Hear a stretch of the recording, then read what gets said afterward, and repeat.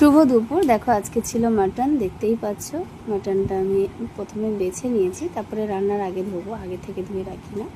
আর তারপরে দেখো আমি আলু, পেঁয়াজ, টমেটোটা কেটে নিয়েছি। আমার মশলা আলাদা করে করা আছে, তৎসত্ত্বেও আমি মানে ফোড়নে একটুখানি পেঁয়াজ আর টমেটো দেবো, তাই কেটে নিলাম। আলুটাকে তারপরে একটুখানি তেল, অল্প তেলে একটুখানি জাস্ট ভেজে নিলাম, নাহলে একটু আমার ভালো লাগে না আলু না ভেজে রান্না করলে। এ দেখো, তারপরে পরিমাণ মতো তেল দিয়েছি। আমি তো কুকারেই রান্না করি। ফোড়নে দিয়েছিলাম একটা লঙ্কা আর জিরে, গোটা গরম মশলা ছিল না, তাই থাকলে অবশ্যই তোমরা দিতে পারো।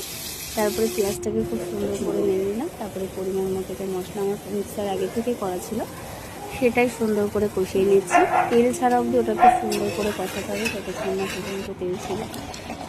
তারপরে দেখো মাংসটা কষিয়ে নিয়েছি। আর পাশে যেটা দেখতে পাচ্ছি ওটা চর্বি, ওটা আমি আগে থেকে দিই না, ওটা সিটি যখন মারি তার আগে কিছুটা আগে কষিয়ে নিই। তারপরে পরিমাণ মতো জল দিয়ে দিয়েছি।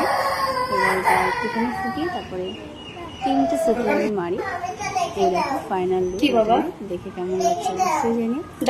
মাটনের পরিমাণটা বেশ খানিকটাই ছিল, অনেকটা কুকারটা ভরেই গেছিলো প্রায়। আর সাথে কেটে নিয়েছিলাম শসা, ধনেপাতা, গাজর আর টমেটো। কেমন লাগলো তোমাদের রেসিপিটা অবশ্যই জানিও।